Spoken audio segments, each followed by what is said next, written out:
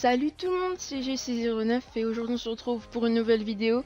Donc voilà, je vous présente pour une fois un gameplay sur Ghost que j'ai effectué et que j'ai réussi à rec, miracle.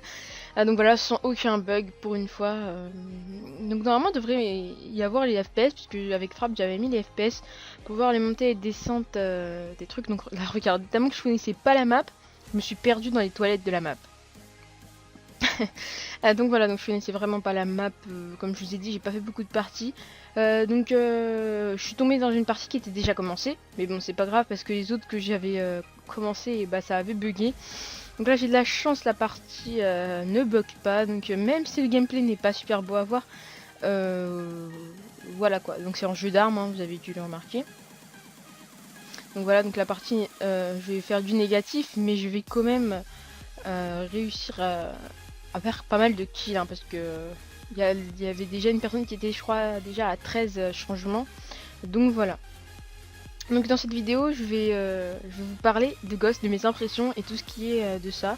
D'ailleurs, c'est pour ça que je vais la présenter à différentes chaînes communautaires comme Le Bon Plan, qui est une chaîne franchement que j'adore. Franchement, j'adore cette chaîne. Et donc du coup, ça sera un honneur pour moi d'être upload sur cette chaîne et également sur une autre chaîne qui vient d'être créée et que j'aimerais leur donner une petite aide, puisque quand on crée une chaîne communautaire, on n'a pas forcément beaucoup de gens qui nous envoient des vidéos.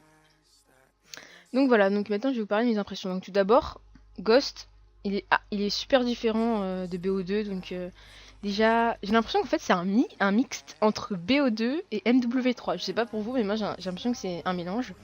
Après, je vous jure que sur Ghost, on tombe relativement vite, donc ça, vous pourrez contester, on tombe beaucoup plus vite que sur VO2. D'ailleurs, j'ai même pas testé le hardcore, tellement qu'il me fait peur en fait. Mais bon, malgré qu'on tombe vite, ce qu'il y a, quand même un point positif, c'est pour les snipers, parce que les snipers, franchement, sur BO2, on faisait beaucoup d'hit marqueurs. Là, non, sérieux, ça va.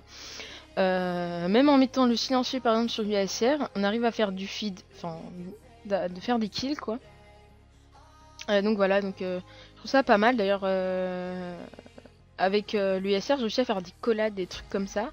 Donc c'était vraiment super, franchement. Je me dis pour pour ceux qui jouent sniping, en e-sniping, franchement, le jeu il est bien. Enfin, je trouve, hein, après je sais pas, mais je pense que le jeu il est bien. Après aussi, il y a un petit défaut pour la communauté PC.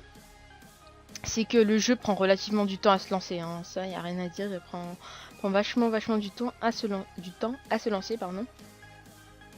Donc ça prend 2 minutes, 1 minute, je sais pas combien de temps, mais ça prend vachement de temps. Moi quand je le lance, c'est limite si j'ai le temps de faire autre chose. Donc voilà. Donc sinon, il y a aussi un autre truc, franchement, que pour moi je trouve ça... Enfin, il y en a qui vont trouver un aspect positif pour ça, moi je pense que c'est pas super bien. C'est qu'en fait les armes on peut toutes les débloquer n'importe quand, n'importe où, enfin voilà.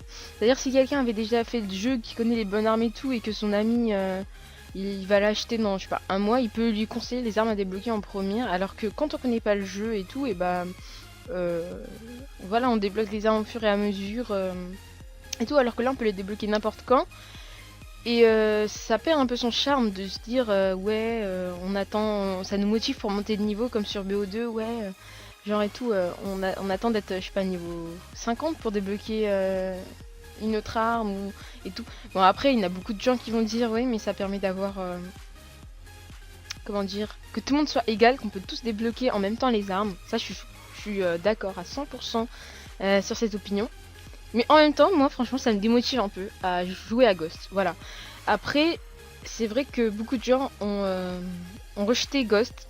Ils l'ont revendu. Beaucoup de gens que je connais en IRL, ils m'ont dit il vaut pas le coup. Ils ont acheté BF4.